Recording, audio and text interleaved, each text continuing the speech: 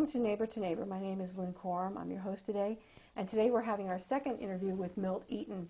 The last interview we talked about Parkinson's law and why governments and people do things the way they do. And today we'd like to talk about two other economists, Milton Friedman and Keynes. And so thank you for watching. And Milt, thank you again for joining us. Well, it's always a pleasure to be here to visit you, Lynn. Okay. And you make me do, as you say, I take notes, so you make me do a little homework, and that's good for the soul. Okay. Right now there's a debate going on. Keynes' economic principles are sort of on the in right now and being practiced by the federal government and the state government, I believe. Milton Friedman was a different philosophy. Let's talk about both of those. So tell us about those. Well, it goes back actually to the 1700s. It goes back before these two men who have become the figureheads of this type of thought. The liberals, the Burke, even back before the French Revolution, you had people who were liberal, you had people who were conservative, and believe it or not, they were sort of on the opposite sides. There were conservatives who wanted the royalty and landed gentry to control everything. They liked things the way they were. And the liberals who more were libertarian.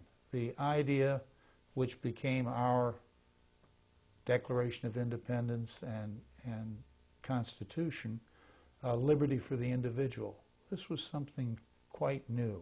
But that was evolved too from a class struggle between the people who owned all the land and all the power and the people who wanted to have an opportunity to run their own lives. Except, interestingly, the most liberal people tended to be the wealthy, well-to-do landowners that had studied these philosophies. Okay. But let me just talk a little bit about the difference in the Keynesian theory and the, if you will, free market theory, because I think you could say the Keynesians, and it's unfair to Keynes because a lot of people have done things in his name that he probably would have not adopted, but they thought of, and we still have politicians today that think this way, that the country's made up of capitalists who ruthlessly take advantage of the sheep.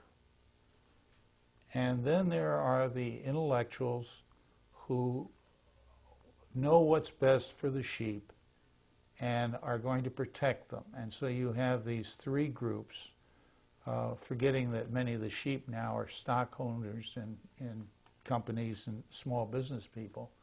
But this basic concept of central control and the smart people deciding what rules everybody should run by, not in basic laws of equality or basic rights of property, but rather rules that say, you will do this. Because I know best. Because I know best. It's a very different group, and many of these groups fought with one another. Part of this group were the communists. Right. And most of us don't want to be called communists now. Socialists.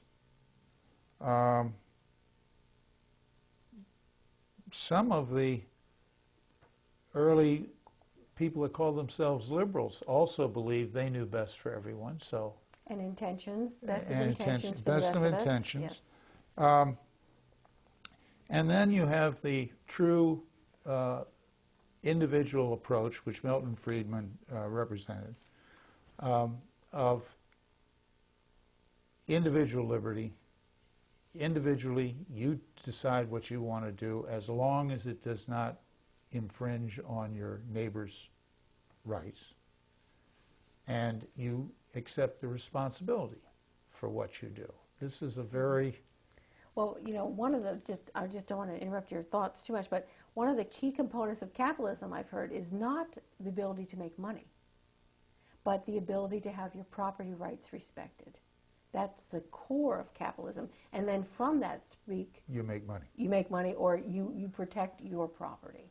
And as part of that, you also defer spending the money so you can invest To expand in the your property. to create jobs and create a product that is useful.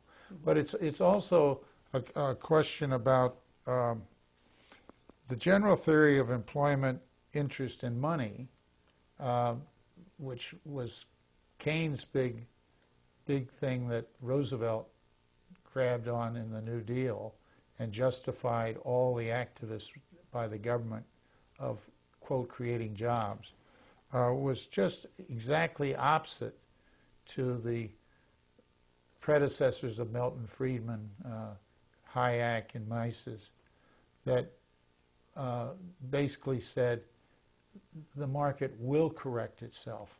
There are some things the government must do because no one else can do it, like defend the country, defend the laws, but that otherwise rational people would not put their money where it would not be returned to them with some additional benefit. You cannot spend $2 making something that will sell for $1 and be a success.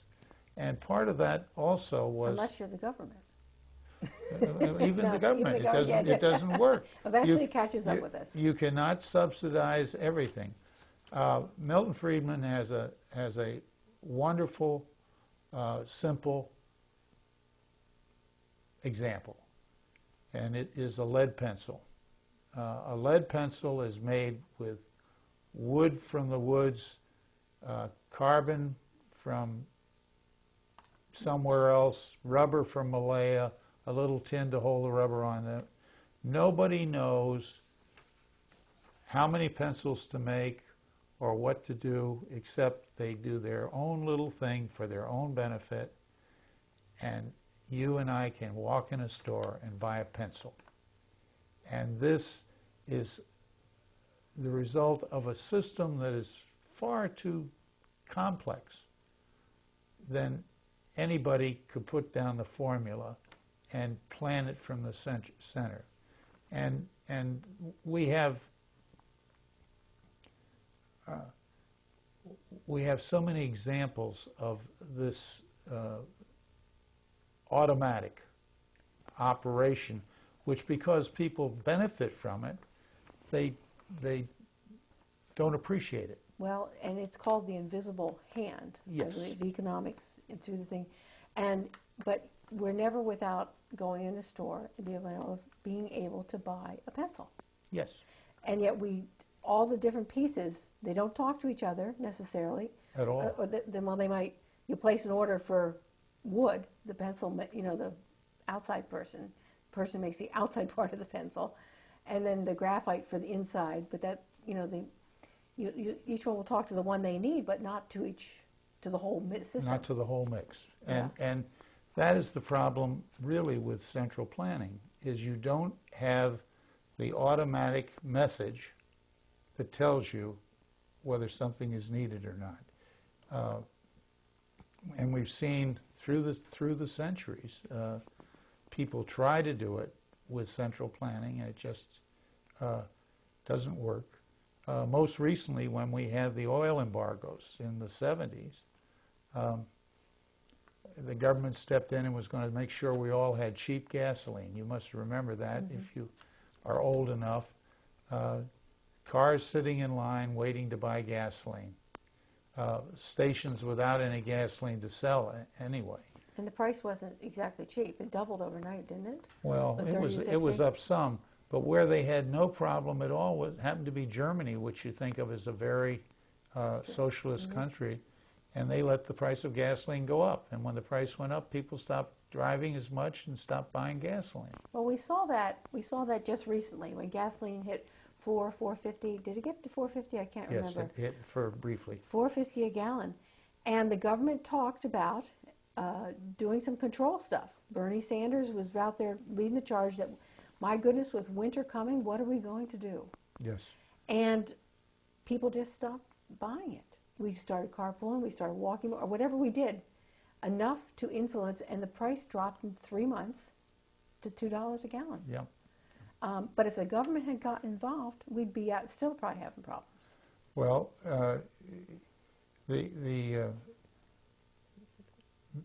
you're too young to remember, but during World War II we had rationing, and it was draconian.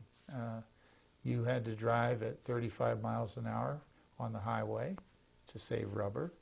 You got 5 gallons a month. Mm-hmm. I don't remember, but I've heard of these stories. Unless you were a critical, like a doctor. or you supplied, you carpooled and you got more money so you could carpool a car full of people to work. And really there wasn't a shortage of fuel. It was, rubber was the thing we were trying to save. But the people that were behind this really believed in central planning. The idea of taking control of everything was what they wanted to do. And even Keynes, one thing he did say was that a totalitarian state is much easier to have a plan and use it than a democratic state, because a legislature can make new laws that don't follow the plan. And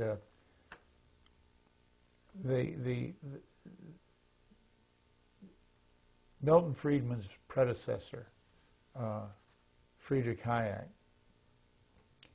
he wrote The Road to Serfdom, which basically said, eventually you have to intimidate people to follow your plan if you're going to plan everything. And right now, they're talking about the penalties if you don't buy health insurance. Oh, so it is. It still is what really applies. happens. Yeah, interesting. I didn't put that together as the penalty. I knew it was. People are saying, how are you going to enforce it, and it's going to be a trick. But well, they're talking about substantial fines and prison. Prison, yeah, that would force it. And this is truly, when he wrote his book back right after World War II, they had troops and book burnings and Nazi salutes as part of the illustration of some of the films that were done. But the fact is, it still works. If the planners have a plan, eventually to get people, unless you're in a lifeboat, or where there's a very specific, simple goal. Like to win a war. Like to win a war. Yeah. Or to have as many as possible in the lifeboat survive.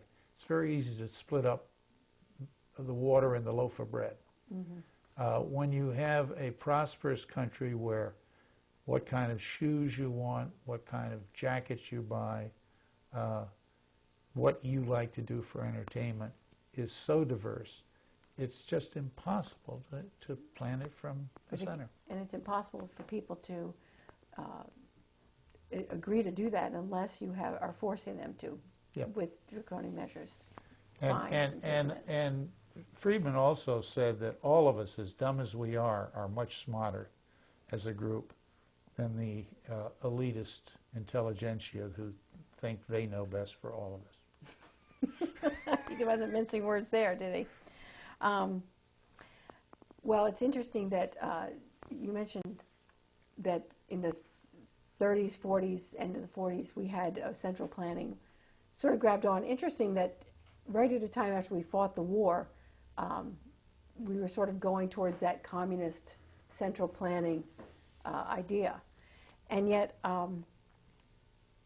the only thing that stopped that, I think, was just the boom of the 50s and 60s as far as choice. They couldn't keep up. The government just couldn't keep up with it, with all the choices people had, and people forgot about the government kind of thing. Briefly. Briefly, Briefly. yeah, until we added it again. You had some changes in the government right at that time also. Truman was a different character from Roosevelt, although Truman was very much still in the central planning group. And in England, they had more rationing after the war than during the war. Clement Attlee and the Labour Party, they nationalized everything, set standards, everything that Hayek had predicted might happen. They did it so that it could be seen. So there was great worry about us going right back into the recession after the end of World War II. They forgot about the pent-up demand and how much individuals can do for themselves if you give them the chance. Right. And however, GI Bill did help. The GI Bill helped a lot. Well, it lifted a whole generation of people into the ability to go to college where they never had that before. And my father took advantage of that and so forth. But I've also heard that, you talk about how the society has changed. This is a little aside, but in 1900, they say that 95% of the population was involved in agriculture in some way or the other. And so over the next 70 years, 50 years, actually less than that, 40 years, a tremendous shift had to happen. And we're seeing these shifts all the time. But when government gets their hands on things and forces farms to stay open and produce, even though, they aren't profitable, then that's what causes something like Russia to happen.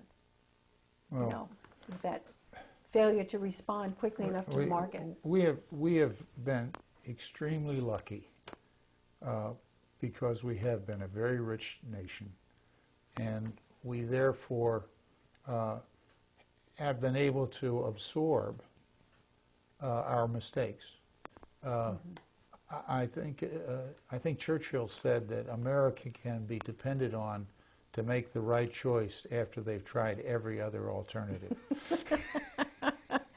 Yes, and somehow we can still get past that. But will we be rich forever? A rich country forever? Nothing's forever. But how far can we be pushed in some of these situations and still be able to respond? I think certainly, depending on the policies we follow, we are a very rich country. We have a relatively well-educated populace. Individual spirit is still here. But our very success breeds the thought that what gave us this greatness is not fair enough to everyone.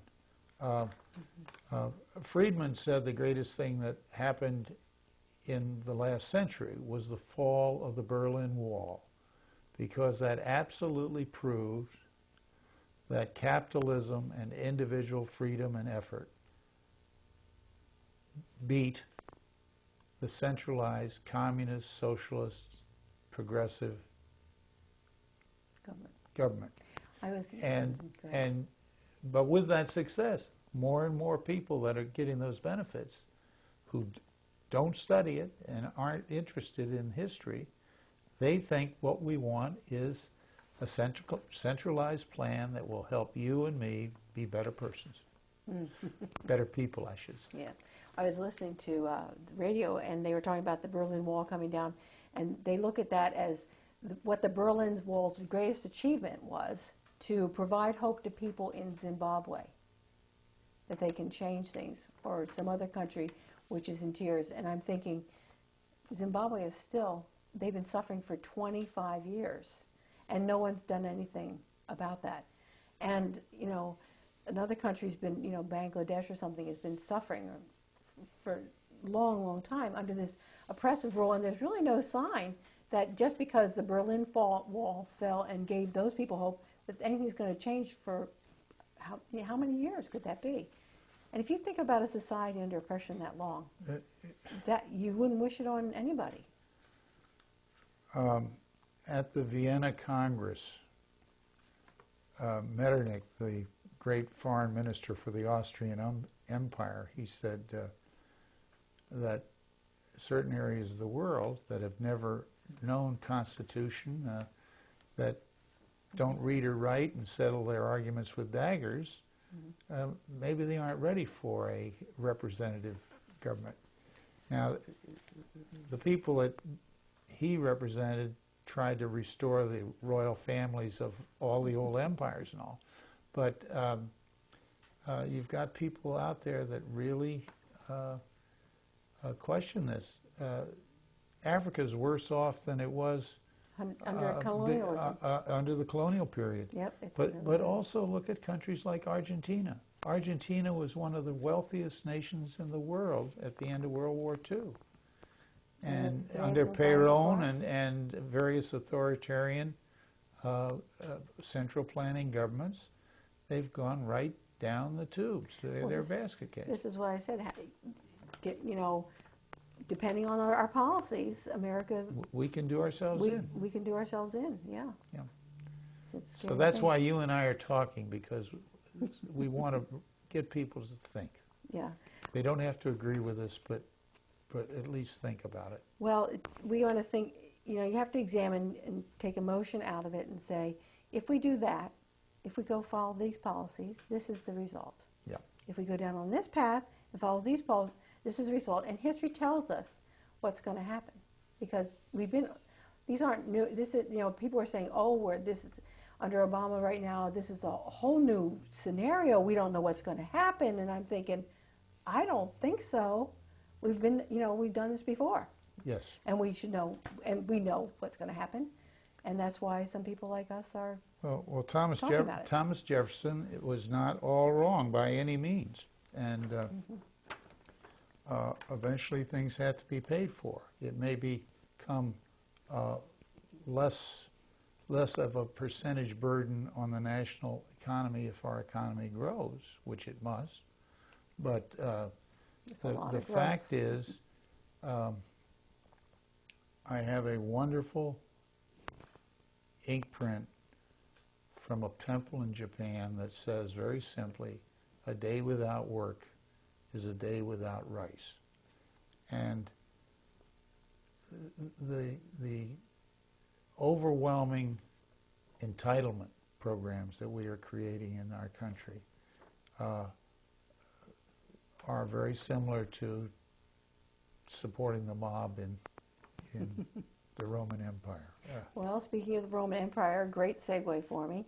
I was watching a Travel Channel show where they talked about all the great things you can see in Rome, and they talked about the history of Rome. And for the first, it's been one of the longest running empires of 1,000 years.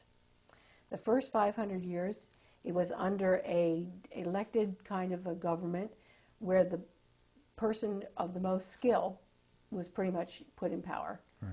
And then the last 500 years, when it's from where it peaked and what started going into decline, it had over dictators who would appoint their sons, and regardless of skill level and ability. And they declined because of the change in policy and the change of getting away from merit and choosing the most skilled people to lead you. So let's talk a little bit about our economy right now. I understand that, just an example, about the amount of cash being put into the economy right now with the stimulus package, money being used to support industries that are dubious, whatever. But during Carter, the amount of cash increase in the economy was 30%. They increased the cash available in the economy by 30%. And it took Paul Volcker and the Fed's had to raise interest rates to 20% level. We remember when we were trying to buy it in the 80s, you had to pay 17, 18, 20% interest on That's your right. loan. That's right. Okay. We've infused, this government has infused 120% more cash.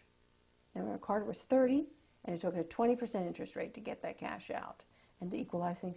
We have 120% more cash in our economy, more money thrown into the stream. What kind of an interest rate, and what will that do to pull that out and stabilize?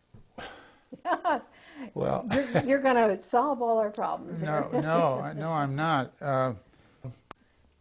It's going to be so interesting. When I first went to Asia, many of the people I worked with had come out of China.